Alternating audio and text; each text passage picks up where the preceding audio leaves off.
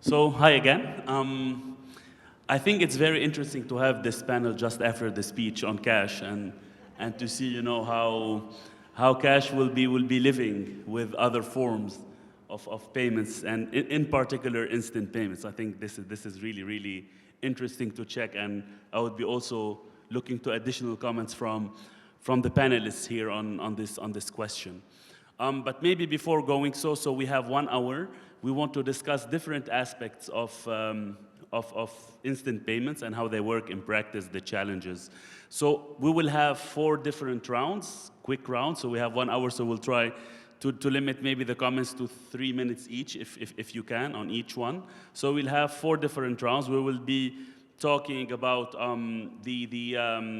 I would say how the ecosystem is functioning right now. What is the adoption that you see from your different perspectives?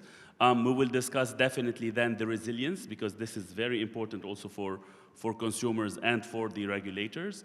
Then we have the fraud question, which is also important, what's happening in this aspect. And last but not least, I would say the interoperability challenge. So how do we put, instant payments vis-a-vis other means of payments like cards or wallets and so on. We will try to be quick, but before doing so, I would ask each one of you, we have a wonderful panel here, to quickly introduce yourselves and then the institution you represent. And I'll start maybe from Alexandru.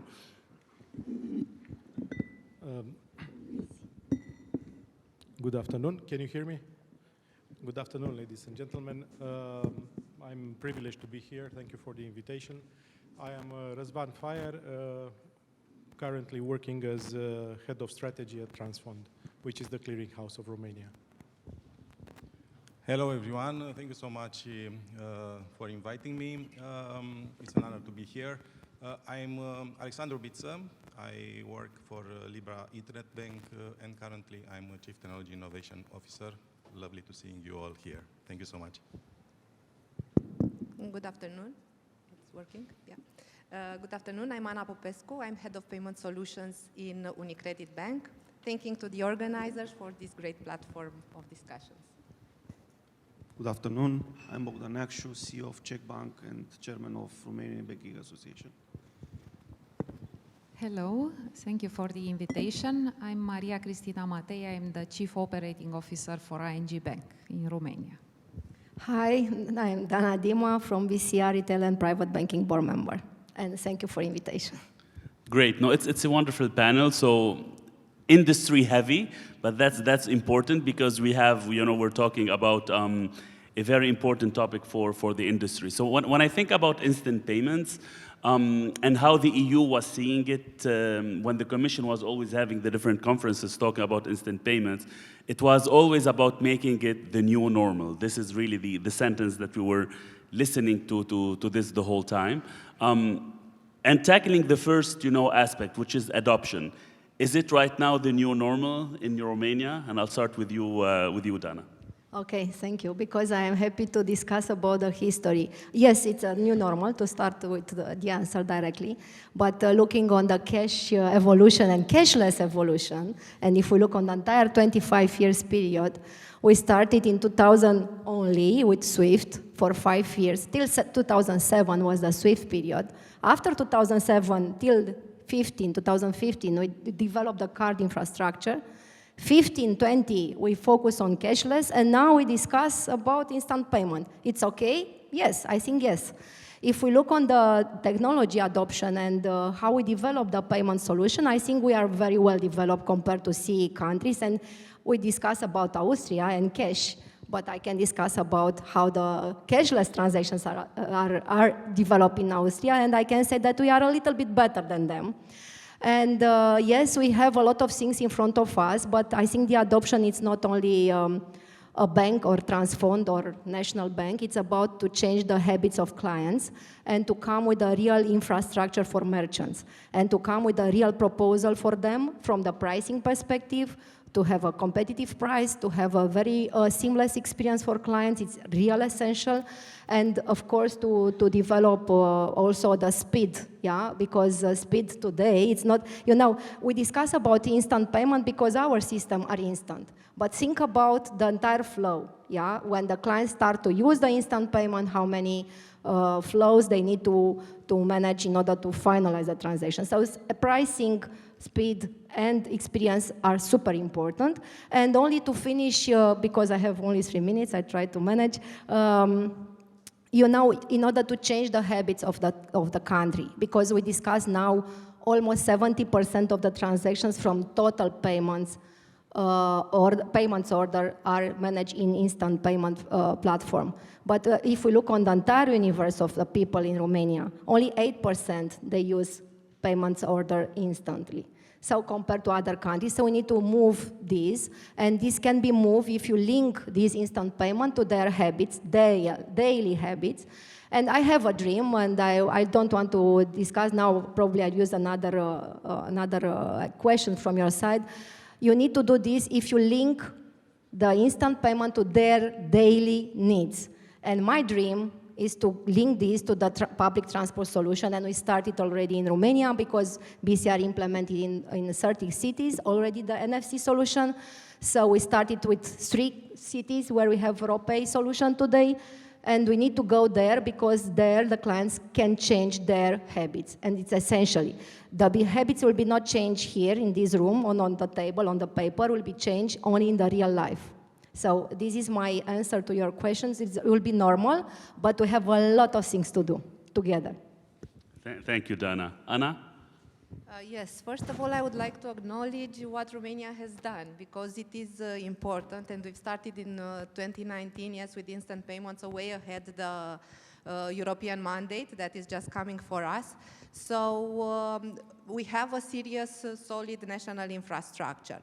Now, of course, we still need to build habit. And in order to build habit, we need to be where the customer is.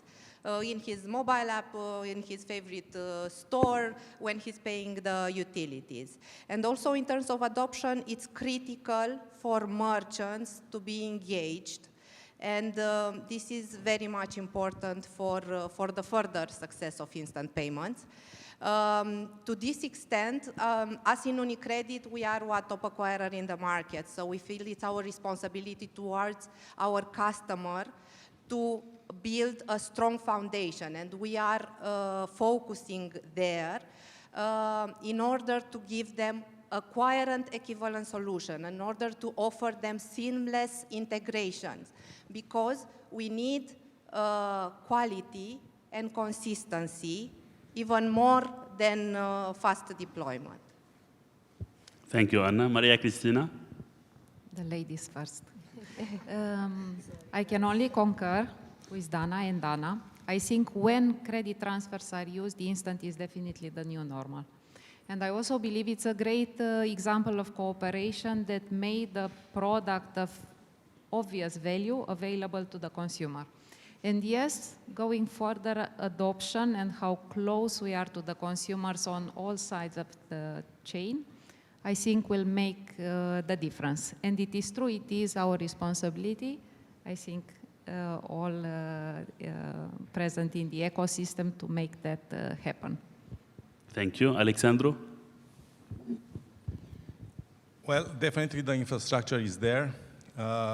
But as we all heard in the previous presentation, which I liked a lot, the 4 A's that were mentioned related to cash, like access, acceptance, availability, and affordability, to me is a good mental model which applies as well to instant payments as well.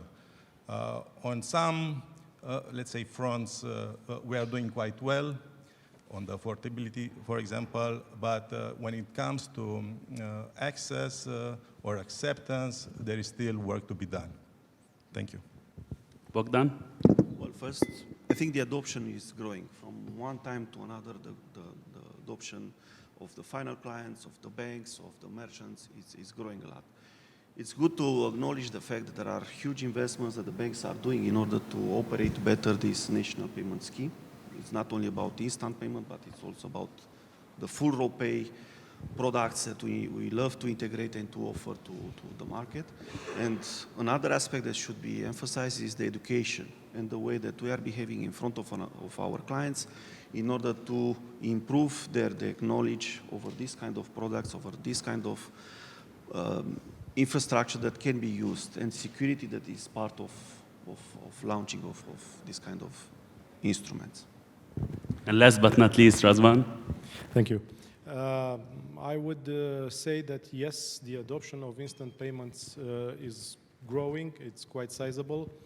And I will tell you only this. If back in the middle of 2022, what we see in Transfond as the, let's say, central interbank infrastructure was a total amount of about 10 million credit transfers per month, each month.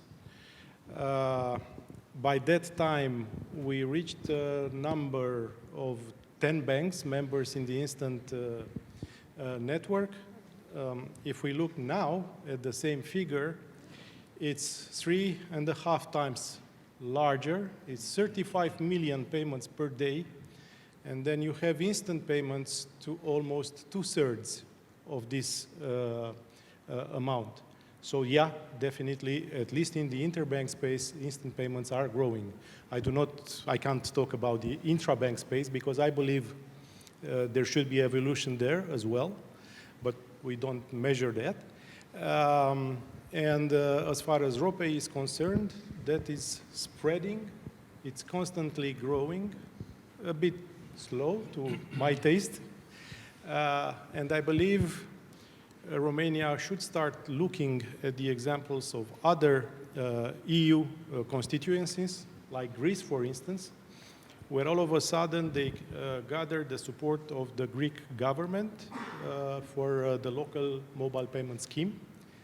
And now it is compulsory for each and every Greek merchant, be that small or large, to have iris payments, this is the name in Greece of RoPay, on their terminals available for the customers. On one hand, maybe a bigger support from the authorities would help, and on the other hand, of course, the community needs to invest more in the promotion of the product because people will not use it if they don't know what it is, or if they didn't hear about it, or if they hear for the first time in front of a POS or in front of a payment checkout page of the online merchant. People need to be taught a little bit, and this is marketing. It's nothing else but marketing.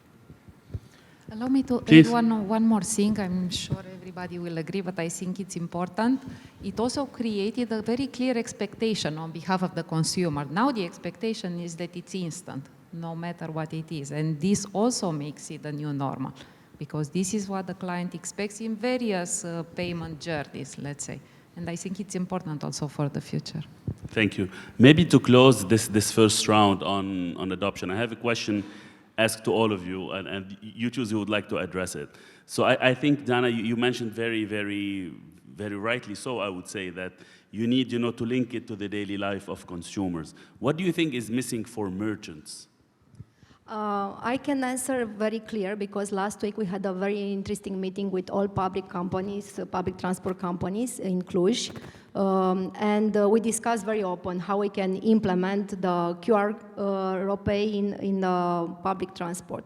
And they were super happy from the one big benefit that they can have this QR on the POS, on their equipment, very well set up, so very simple and without a risk to be offline because it's real published there.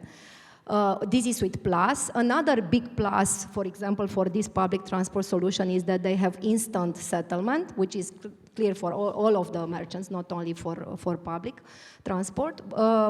What is not good, and we need to improve, and we need to be very open here, and I am so sorry that I don't want to contradict that we need a marketing.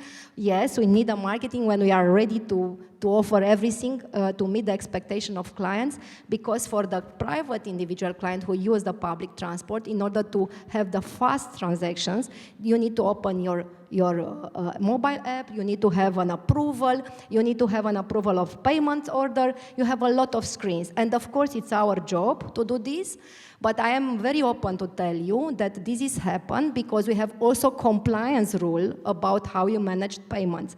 So, before to go to marketing, we go to the public transport, we understood what they need, and we come back and we said, guys, we need to profile the clients and the payments depending on risk. So if we discuss 3 lei public transport solution, paying in the bus, it's one thing. If I pay 3 million somewhere, it's another thing. So we need a little bit to adapt our profile risk, take into account the flow for clients in order to match the expectation. So this is my clearly answer based on reality from last week, and we go back and we start to work because we need to do this. We started in 3 cities already, in Baia Mare, Oradea, and Reșița. We have RoPay solution, but we look on the adoption and we try to see how we can improve. QR, it's one thing, we developed this. Another thing is to have a simple flow for the clients who use the solution.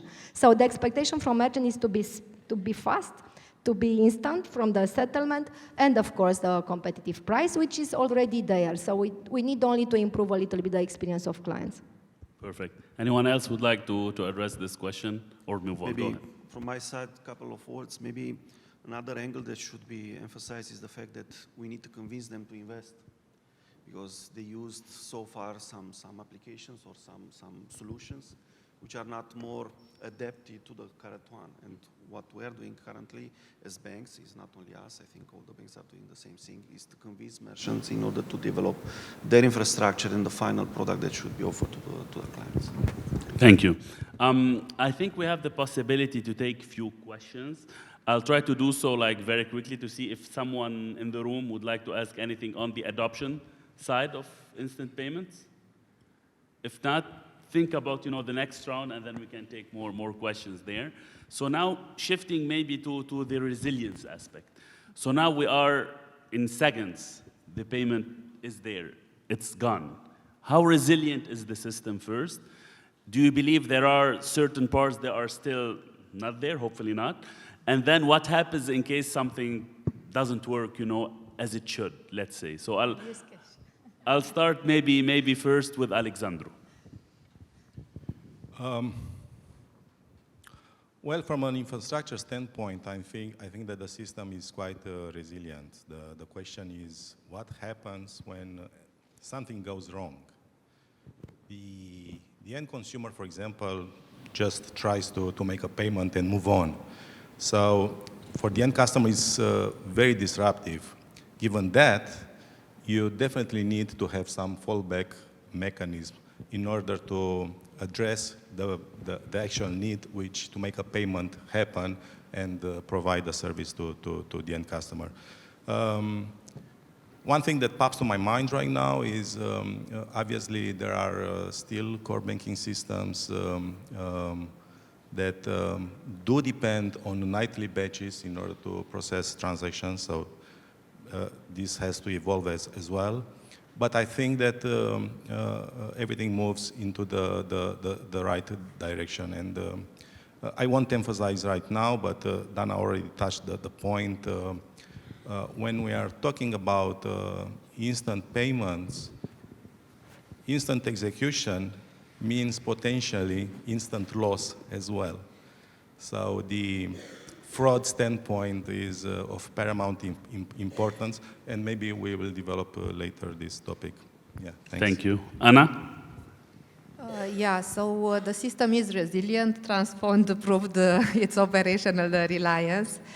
But the end-to-end process is dependent on each and every one of us, the participants in the process. So all of us now, I think we act on our own BCPs, our own SLAs. So probably what we need, it is something at industry level, like a playbook on how to act. At community level. Yeah, at community level, yeah. Okay, but I want to add something on this. Even if you have an online system inside of the bank or banking or others, You know, the resilience is not starting now and finished tomorrow. It's something what we need to invest every day, every second, because the life is changed. Technology is real I think for the last years, the dynamic evolution of technology is somewhere on the sky. So we don't know what can be these days, these seconds. So we need to invest a lot, and this need to be a continual investment of entire market, because if we have a problem, immediately we translate this problem to other banks or to trust funds. So we need all together to be in line with the resilience and to be sure that we invest on the protection and to another important thing, education, not only for banking system, but also for the private individual clients or the merchants, because they need to know how, when they can use instant payment and to start to protect themselves by education. So I think it's also important. So investment and education need to be there every second. And maybe a follow-up question, and then I'll pass over to those who didn't comment on this question. How are you informing the consumers about that? Do they know, like, in case they are trying to make an instant, transfer and it doesn't work? What do they know, like, what is like the fallback solution that they could use? Is that something specifically addressed? So I will start with our case, but I cannot comment for everybody. So, but all of us, we have a personalized communication with clients in our app in George, for example. They receive the information that the transaction is not finished. We have also from my perspective, now we have a very well communication between the banks. If one bank has a problem, to inform them before to start the transactions that something has happened. But I come back on the public transport, there I cannot inform them that something is wrong, so they need to understand, and we need to be probably to have a different type of instant to cover that case where the system is not up. But I come back also with an idea, but I can say it's my personal view. If you have a lot of solution in the market, you can use the backup solution from other type of payments if something is happening in instant payment. And this we need to communicate to the clients to be ready to use all type of transactions, to use exactly for what they need, for their benefits. But if it's something that's happened, they can use card. If cards has a problem, they have a problem, we can use instant payment. Of course, instant payment will be default because it's instant. But if something has happened, you have other solution, including cash, including self-banking machines. So this is the trust what we need to build in the community in order to develop the adoption. And we saw this in the last years, and I think we are in the good trend. Razvan? Yeah, well, so as far as the resilience, because I can speak only for the resilience of the central infrastructure, it does cover all the requirements of the Romanian National Bank in terms of, let's say, time backup in case something happens. So, but until then, we do work from 2 different sites, and we can take over completely transparent for the market, the operations from one side to the other if something catastrophic happens at any one of them.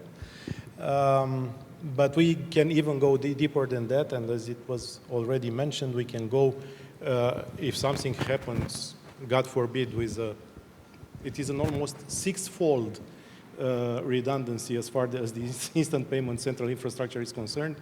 If something goes wrong 6 times in a row, then we can revert to traditional credit transfers, and if something goes wrong there, then we can revert, of course, to a solution that is going to be available this year, which is, let's say, we will provide for the coverage of critical interbank payments, of course, low-level payments. So I would say that the critical infrastructure provides trust, at least to our colleagues from the banks. And yes, I fully agree that we should work on a playbook, because instant payments is a different story completely about, compared to traditional payments. The expectation is really instant, and this time the expectation is mostly on the receiving side, because merchants are starting to rethink and rebuild their own, let's say, liquidity management, their own maybe to some extent, business models, counting on a 24/7 availability of funds. When they sell something, they get immediately something back and they can reuse it. So it's a different story, and we should come even closer together, even if competition, of course, it's there and should stay there. Yeah. Maria Cristina, your perspective? Well, the resilience has obvious technical answer, and I think it has been addressed. I think banks by excellence are involved in these kind of things, and we hope we are very good in providing resilient services. But for me, the most important one is a governance question, because the way you build technically is the follow-up of a very clear and in-depth thinking on how you define what we call the critical business services, indeed cash including, for instance. It is very important to have this end-to-end view. Razvan mentioned the 6-point redundancy very well, but it is very important to have the end-to-end view of a service. Absolutely. And this, I think, has been an important development over the last years, I'm sure in all financial institutions, due to the legislation, but also to the reality in the field. So I think we advanced a lot. I think it is going further food for thought for the other actors that will intervene in these payment services, subject to the previous panel. I think it's an important question that we need to evolve. I think we need to become even better.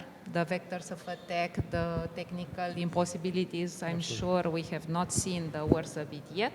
So we need to be prepared.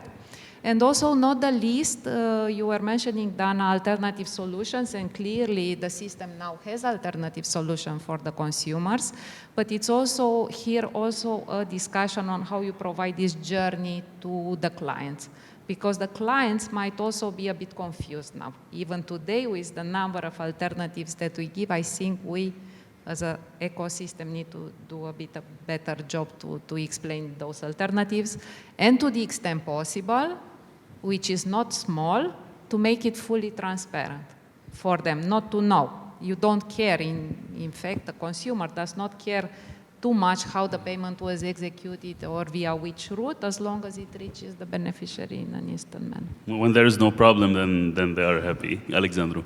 You know, I wouldn't focus too much on the technology, but obviously reliability equals trust.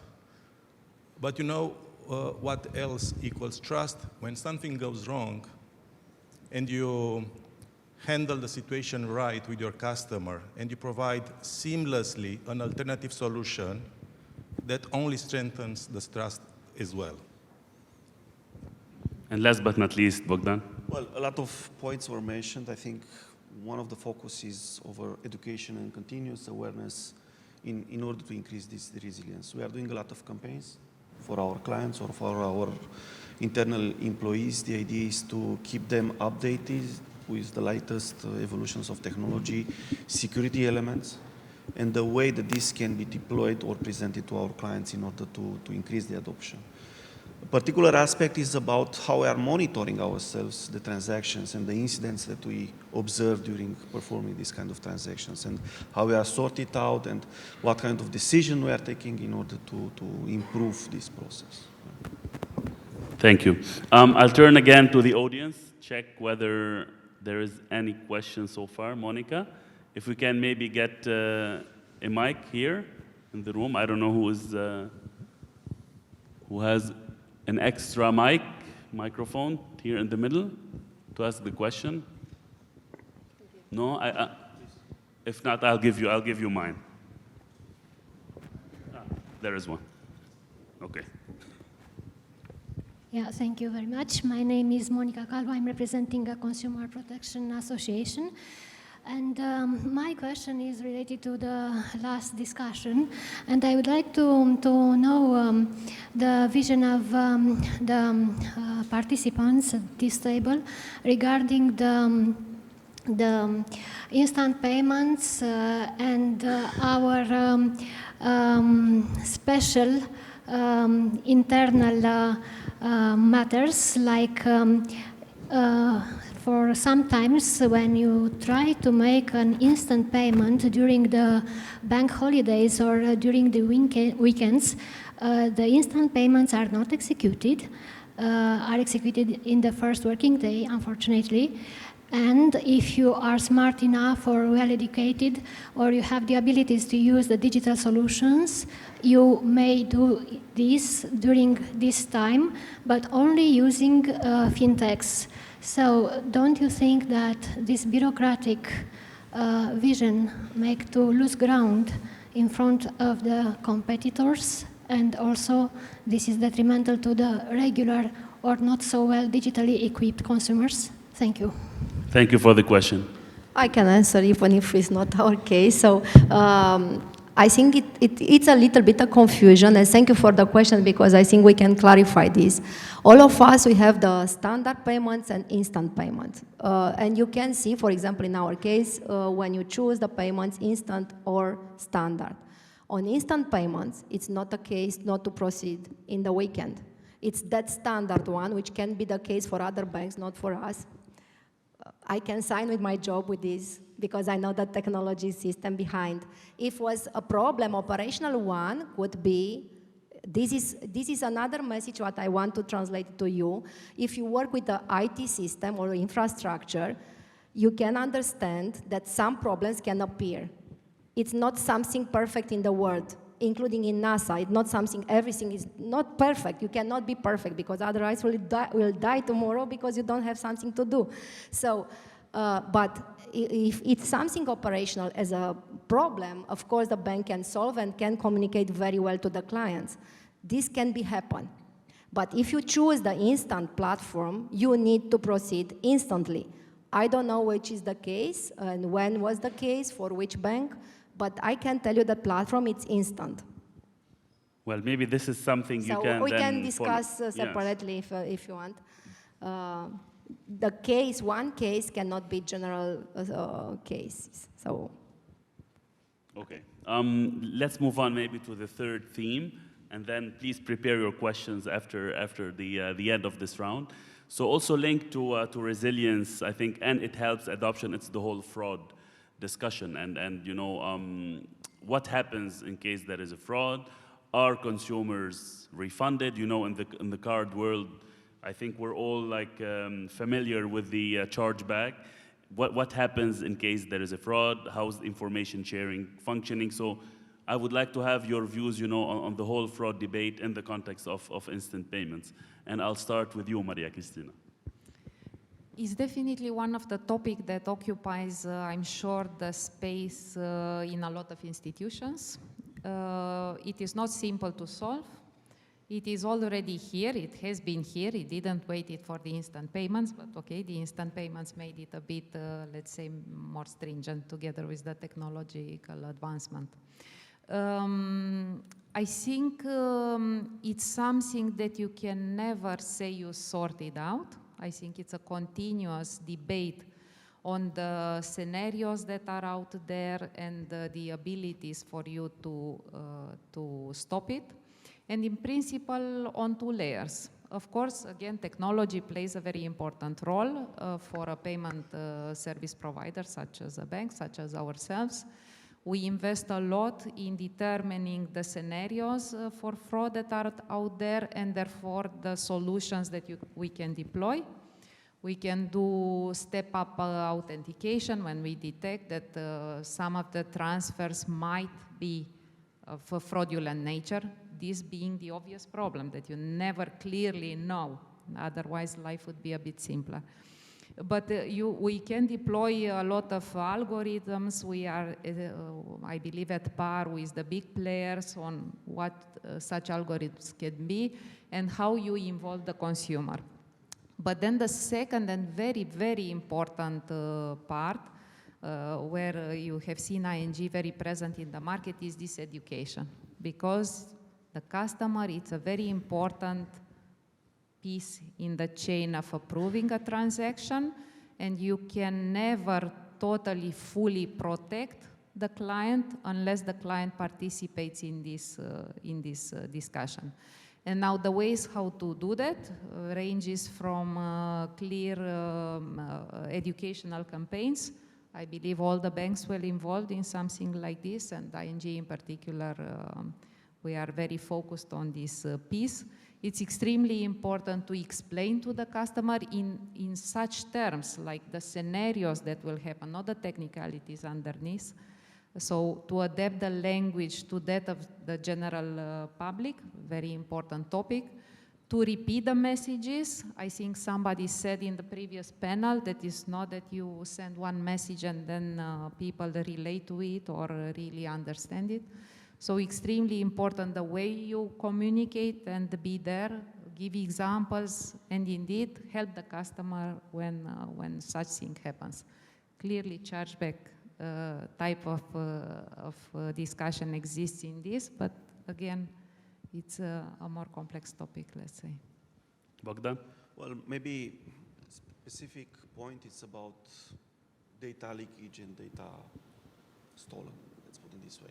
Because part of this fraudulent activity is not the fact necessarily that someone is trying to take the money from your account, but otherwise to use the data for other exchanges. Sometimes you can charge back and to give the client satisfaction, but some other times you cannot do it. And you need to have a proper communication in order to teach the client how to do and to go to another actions in order to recover if the money was stolen. However, on our side, this data protection is very important as part of this environment. It's not only about how much you are investing in technology and what kind of filters you are putting. We have limits, we have a lot of things that can protect the clients, but we cannot protect the client by himself or by herself. If you are not paying attention to what you are doing with your data, with your accounts and stuff like this, then it's becoming a problem. And here, we can have endless discussion. Definitely, it's about education and how advanced you are in order to use your personal data. Okay. Anna? Yes, it is about education, but it's also about algorithms and data sharing. And it was very much discussed in the earlier panel because PSD3 and PSR sets the grounds for data sharing. What I would like to point out locally, we have already started there, right? We act under GDPR for the CNB verification of payee. I think all of us, we have on our roadmaps implementation of RoDetect, but I dare say that we shouldn't be too cautious on this data sharing and not to be, I don't know, institutionally excessively cautious and be involved, because I speak maybe also with the involvement of data authority proactively in this, because I speak also as a consumer or as a person having elderly family members. Yes, I trust my data to be used by the banking system, by trusted authorities with ethical principles, and no matter which bank here to raise the flag that your account may be part of a fraud attack, rather than keep this for ourselves and then we are against some schemes that are not playing by the ethical rules. Razvan? Yeah, well, what can I say is that in way less than 2 months from now on, we are going to start production with RoDetect, which is hopefully going to provide participating banks with a little bit of extra information, the one that they couldn't see from a single bank standpoint, but rather an across the system point of view. And we will help them in getting more accuracy in the decisions they make about applying various anti-fraud methods and decisions and making decisions, so on and so forth. So we are, let's say, providing our share, but the quality of the information that we are going to provide, of course, it is going to actually to be based on what the banks are willing to share. And on top of that, I know this is a big effort and I have to recognize it, and people should know the, let's say, the RoDetect, the central signal for something happening, and the examination of a certain transaction will be embedded in the payment time. So it is not going to take more from the customer. It is going to be provided to the end user of the payment system inside the same time interval. And that's a challenge, and it is true that it is becoming more and more costly. But we are going to fight it, and we are going to provide it to the market, not only because it will be compulsory in the future, because it's going there, but because the market needs it, and because it is a question, again, of trust. And that's providing trust, basically. And that has no price. Alexandru? Well, this is a vast subject. Let me decompose it a bit. So, first, I totally agree that the education is paramount, but I wouldn't put it first. Why? To me, this is not an intelligence-related vulnerability. It's emotional-related vulnerability. For sure, verification of payer helps. For example, when trying to identify identity spoofing, when someone takes another person's identity and plays that role. Obviously, RoDetect will help a lot for screening transactions and so forth. But customers, and I'm including anyone, including me, we are vulnerable when in an emotional state.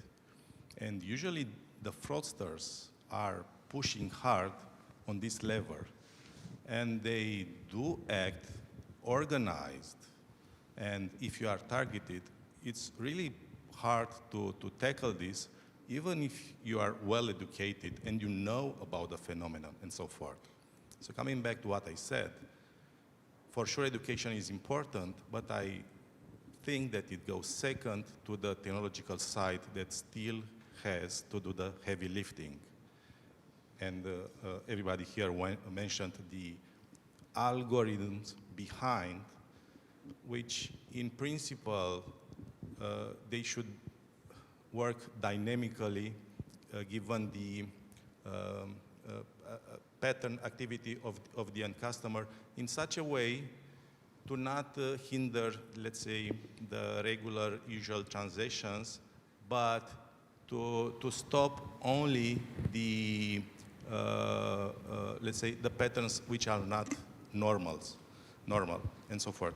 So I would say that first, the technological side, the algorithms are important, and then educating, continuously communicating on this. It's a big problem for every players, every actors, including customers as well. Probably you are aware of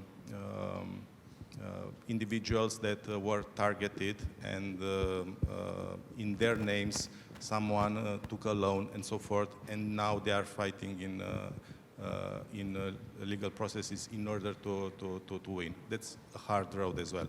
So the fraud is an essential topic, and as I said earlier, instant execution means potentially instant losses as well. Thanks. And Dana? Only a few words from my side. I think the most important responsibility for us is not to produce, to have a payment system, sorry to say this, is to protect our clients. So this means for everything what they do with us, we need to protect them and to offer this trust that we are here to help them every time when they have problem. I want to mention that when we started 30 years ago with card system, we didn't know about machine learning. We didn't have a fraud system. We implemented, I think, in 2004 or something like that, offline fraud system. So we are far away from that moment. We know a lot of things. We know to do this. And in my opinion, the fraud system will be a success story if, one, we integrate it as possible. It's possible to integrate it with experience for clients, not to be against to their experience, to offer experience, and to use as a platform for education, because the best clients who can speak about fraud in the sense to protect them are exactly that one who had some problem and the fraud system helped them. So this is real very good use cases to use for communication and to educate people, because the reality can generate emotion, and emotion can generate a little bit more focus to understand the reality. Moving now maybe to the last question I have for you, that's the interoperability aspect and more like the competition with other similar means, like digital, wallets based on cards, cash, or other solutions? Where do you see, how do you see the challenges for interoperability? And then where do you put instant payments when you compare them to these other means of payments? I'll start with you, Bogdan. So, as banks, we are somehow, it's our objective to offer to our clients all the possibilities in order to access their funds and to dispose about them. Either it's about cash, digital wallets, instant payment, cards, whatever they need in order to process a transaction. And for this, I think the most important aspect is about education and investment. This is something keen for us that we are paying a lot of attention, and it's constantly on our agenda in order to create these possibilities or these propositions for our clients. Razvan? Well, there are many types of interoperability, so I suspect we are talking about the interoperability at the European level. Okay.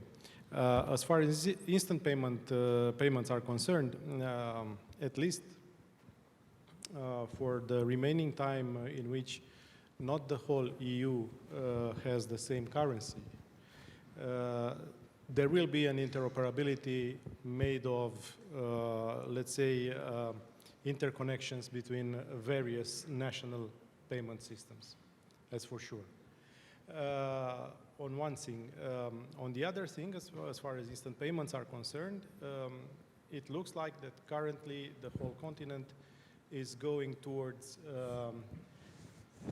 let's say, in the interoperability of the RoPay-like solutions, the national solutions of bringing an instant payment in the real life, as it was said during the first panel. And that process, for the time being, it's a slow one, because there is no common framework yet defined for, let's say, multilateral interoperability arrangements. But this is a work in progress. And we believe that either by the end of this year or by the beginning of the next year, we are going to see at least an agreement to form a central hub to which each national community is going to connect. Otherwise, the interoperability progresses that are done till now as far as instant payments are concerned, they are mostly on bilateral basis from one country or one jurisdiction to another. It's a very well-known example in the southwestern part of Europe between Portugal, Spain, and Italy. But once again, they have the same currency, and this is actually a collection of bilateral agreements rather than a multilateral agreement. This is how it works. And each technical project was individualized. But I would say let's make RoPay well spread in the country, and then we can worry about interoperability, because I believe everyone would be happy to pay with RoPay if they go, I don't know, to Greece or to another part of Europe as tourists, or even, why not, for remittances, so the other way around. Dana? Okay, I'll take that last message, how we can do RoPay better in Romania. And I have an idea for you. I don't know if you want to join us. We have almost 30% of our areas in Romania where they don't use digital transactions, they use only cash.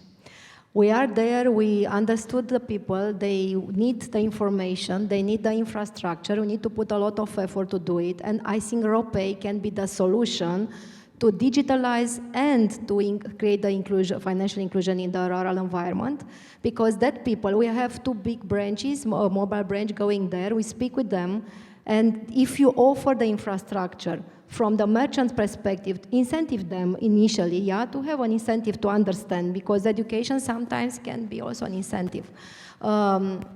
So to teach them and also to offer the solution, payment solution for the private individual, and if we can create this infrastructure there, probably in few years we'll discuss about not 70% financial inclusion, but probably 90%.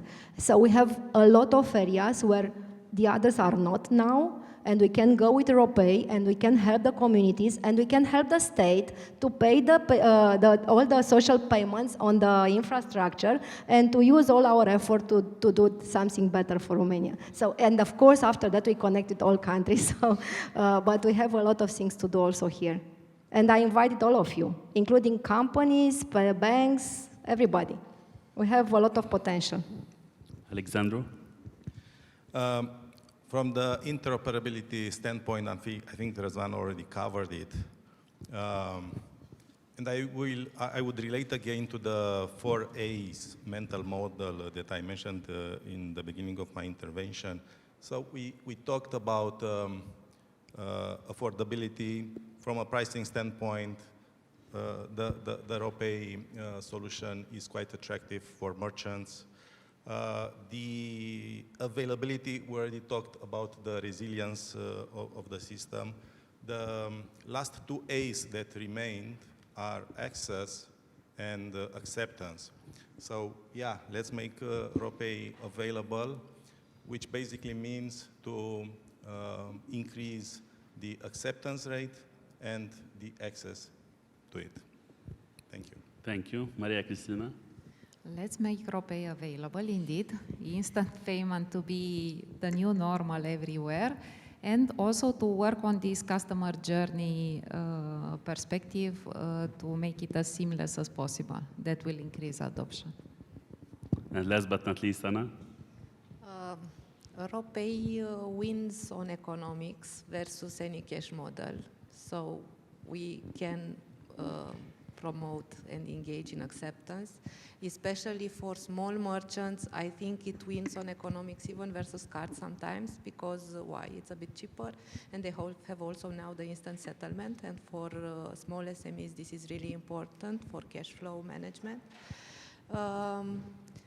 But we still need to build on value-added services, we still need to build on education, and I think we are all engaged into that. Thank you. I have time for one last question. If someone in the room wants to ask the panelists a question. Okay, there is a question here from Claudio. Hi to all, thank you for accepting our invitation. What can central bank do to promote the financial inclusion, especially in the most vulnerable areas that we're talking about, because it's a lack of infrastructures also regarding the cash availability. It's a big problem there because we don't have ATMs, we don't have banking branches, we don't have Poșta Română in every area, so we have a big problem there.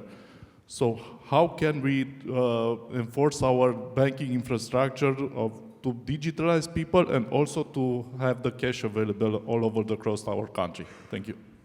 Dana wants to take I'll that. start and I'll finish fast.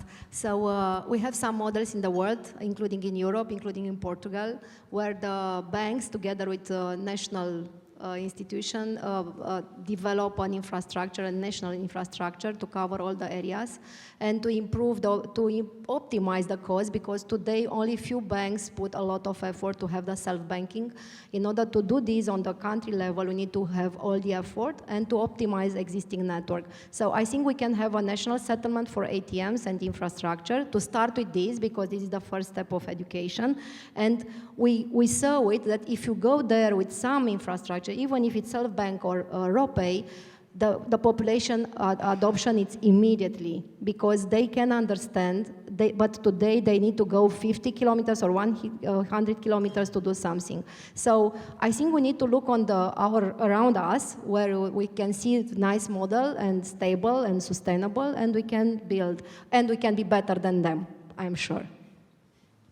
When I was asked, to moderate this panel, and I saw that we have 6 panelists, I thought, wow, in 1 hour, like, this is gonna run fast. We're not going, to address all the topics. So I think we managed well. We are under the time, but that's thanks to you. So thank you for keeping your answers very short and for providing great perspectives, to our audience. So please join me thanking our panelists.